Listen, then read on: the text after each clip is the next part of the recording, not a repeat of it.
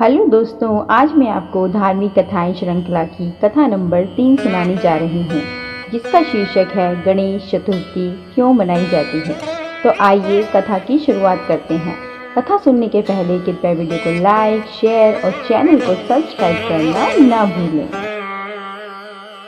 मंगल मूर्ति गणेश जी की छवि अद्भुत है। इनका पूरा शरीर मनुष्य की तरह है, जबकि सिर एक हाथी की तरह है। गणेश जी का जब जन्म हुआ था तब गणेश जी ऐसे नहीं थे। उस समय गणपति के सिर पर भी मनुष्य की भांति सिर था, लेकिन गणेश जी अधिक समय तक उस सिर के साथ नहीं रह पाए। गणेश जी ने अपने लिए कुछ और ही तय कर रखा था। समय और परिस्थितियों के कारण गणेश जी का मनुष्य रूपी सिर कट गया और फिर गणपति को पुनर्जीवित करने के लिए देवताओं ने गणपति के सिर पर हाथी का सिर लगा दिया। इसके बाद गणेश जी गजानन कहलाने लगे। गणेश जी के सिर कटने के पीछे कई कथाएं हैं और मान्यताएं हैं। आइए जानें क्या कहते हैं हमारे शास्त्र पुराण, कैसे बने गणेश जी गजानन। कथा नंबर 1 के अनुसार शनि की दृष्टि से कटा गणेश का सर। एक कथा है कि जब गणेश जी का जन्म हुआ तो शिवलोक में उत्सव मनाया जा रहा था। गणेश जी को आशीर्वाद देने के लिए सभी देवी देवता पधारे, उनमें शनिदेव भी शामिल थे। उत्सव से विदा लेते समय शनि महाराज ने भगवान विष्णु, ब्रह्मा और शिव को प्रणाम किया। शनिदेव ने अंत देवी पार्वती को प्रणाम किया और गणेश जी को देखे बिना ही आशीर्वाद देकर जाने लगे। इस पर देवी पार्वती ने शनि महाराज को टोकते हुए कहा कि शनि महाराज, आप मेरे पुत्र को बिना देखे क्यों जा रहे हैं। शनि महाराज ने कहा कि माता, मेरा नहीं देखना ही मंगलकारी है। अगर मेरी दृष्टि गणेश जी पर पड़ी तो भारी अमंगल होगा। देवी पार्वती ने शनि महाराज को ताना मारते हुए कहा कि तुम मेरे पुत्र के जन्म से प्रसन्न नहीं हो, इसलिए बहाने बना रहे हो। मेरी आज्ञा है कि तुम मेरे पुत्र को देखो, कुछ भी अमंगल नहीं होगा। देवी पार्वती की आज्ञा का पालन करते हुए जैसे ही शनि महाराज ने गणेश जी को देखा, शिवलोक में हाहाकार मच गया। गणेश जी का सर कटकर हवा में विलीन हो गया। इस दृश्य को देखकर देवी पार्वती बेहोश हो गई। ऐसी स्थिति में भगवान विष्णु ने एक हथनी के नवजात बच्चे का सिर काटकर गणेश जी के धड़ से जोड़ दिया और गणेश जी गजानन कहलाने लगे। कथा 2 के अनुसार एक शाप जिसने गणेश जी को बना दिया था गजमुख। माली और सुमाली नाम के 2 दैत्य भगवान शिव के भक्त थे। शिव भक्ति के प्रभाव से यह शक्तिशाली हो गए थे और देवताओं को परेशान करने लगे थे। इससे भगवान सूर्य ने माली और सुमाली से युद्ध किया। भगवान शिव को जब यह पता चला कि सूर्य उनके भक्तों को मारने पर तुले हुए हैं, तो क्रोधित हो उठे और त्रिशूल से सूर्य पर प्रहार कर दिया। सूर्य देव इससे अचेत होकर गिर पड़े। सूर्य देव के पिता कश्यप ऋषि ने जब देखा कि भगवान शिव ने अपने त्रिशूल से उनके पुत्र को मृत्यु के करीब पहुंचा दिया है, तो क्रोधित होकर शिव जी को शाप दे दिया।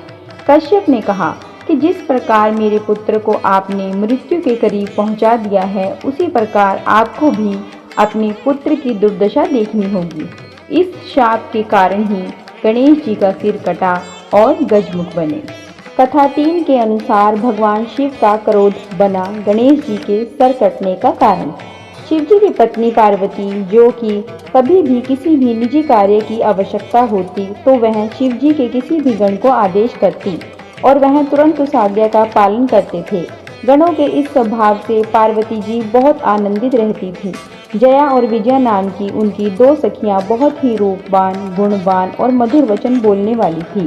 पार्वती जी उनसे बहुत ही स्नेह करती थी और जब भी शिव जी की सेवा से खाली होती तो उन्हें अपने पास बुला लेती और सब मिलकर मनोविनोद की बातें करती रहती।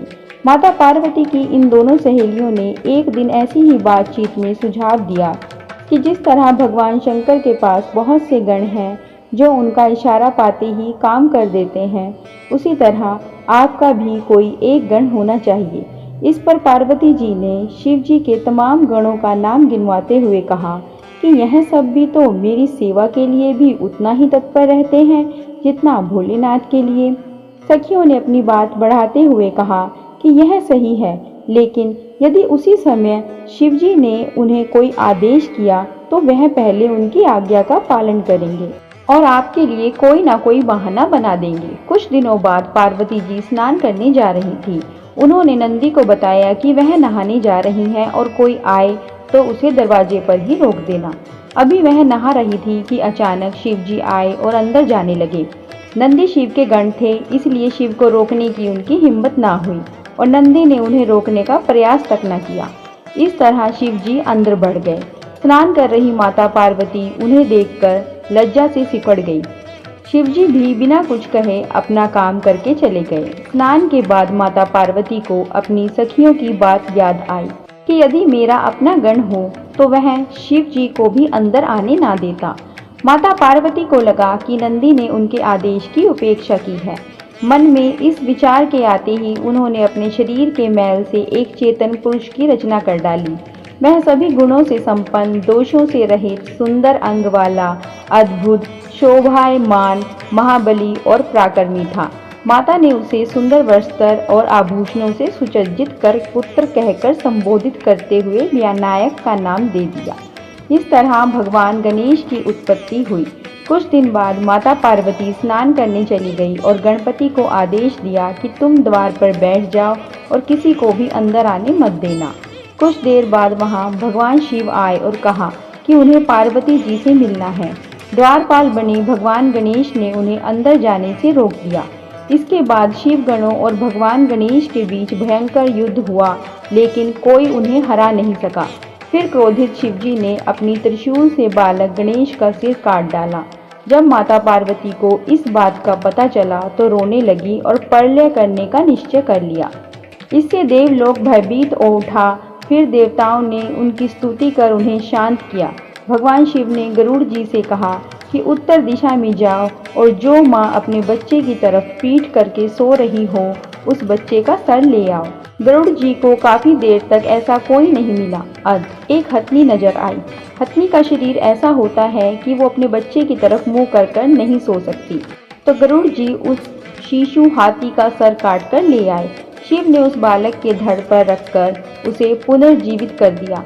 पार्वती उसे पुनर्जीवित देखकर बहुत खुश हुई और तब समस्त देवताओं ने बालक गणेश को आशीर्वाद दिए। भगवान शिव ने उन्हें आशीर्वाद दिया कि किसी भी मांगलिक कार्य की शुरुआत अगर गणेश पूजा से होगी तो वो सफल होगा।